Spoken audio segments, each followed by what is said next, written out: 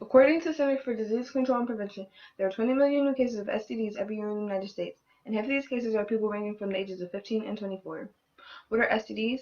Well, the term STD is short for sexually transmitted disease. As interpreted by the name, an STD is most commonly passed through sexual contact of any kind. However, sexual contact is not the only way to receive an STD, and just as there are ways to receive STDs, there are ways to rid of them. The risk of catching an STD in teenagers is the highest, and that is why adolescents have the highest STD rates. STDs can range from ones that are easy to treat to incurable. STDs such as chlamydia or gonorrhea are easy to cure, and as long as they are treated, will not cause any complications. However, there are STDs such as AIDS and HPV that cannot be cured. These STDs can be life-threatening if not sorted out properly, meaning these STDs can be treated early on, but once they are developed, there is no stopping them. STDs are common within every age group, yet teenagers have the highest rates. The assumption that only penetration can cause an STD is the main reason most people catch an STD. And since teenagers are even less experienced than adults, they tend to not know this fact.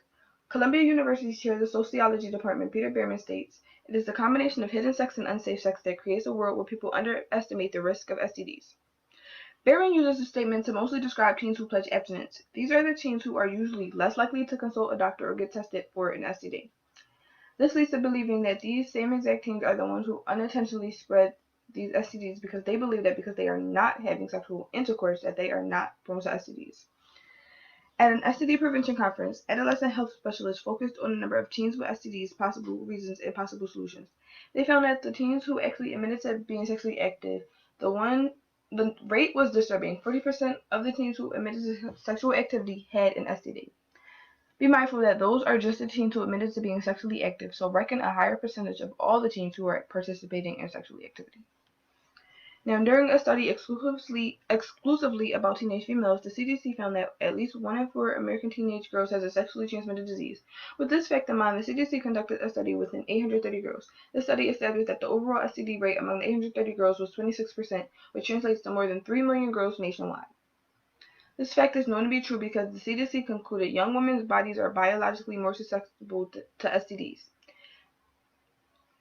Amongst the CDC, there are other federal programs within STD Pacific Division to raise awareness and also help prevent STDs. Another example of a federal program that has a division for STDs is the DHHR.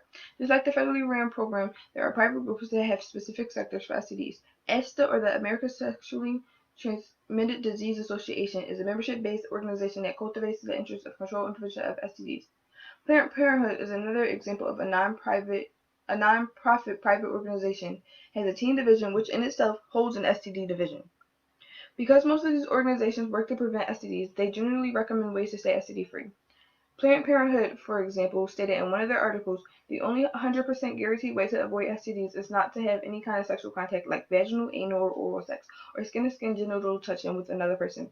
And to follow up with a statement, for teens who are having sex, safer sex lowers your chance of getting an STD, meaning that using condoms, female condoms, or dental dams can prevent STDs.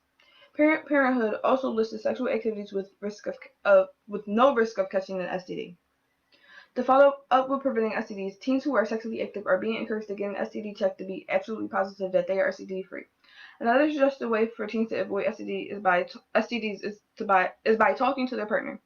If the two can come to a conclusive idea, mainly for their sexual relationship to be monogamous, the chances of STDs are lower.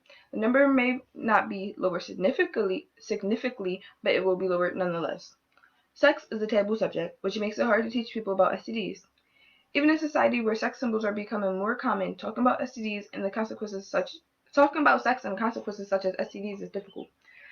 People should become more open-minded to the topic of sex so that the topic of STDs does not offend them. As people progress and become more open to the topic, others should then inform them of one of the major mishaps of sex. The ones who need the most information are teens because of the fact that they have the highest STD rating in the country. Teens should start learning about STDs now while they are young and have a longer chance to avoid STDs altogether. Teaching them could stop the domino effect of the spread of STDs and could stop from ruining many innocent lives. Thanks for watching.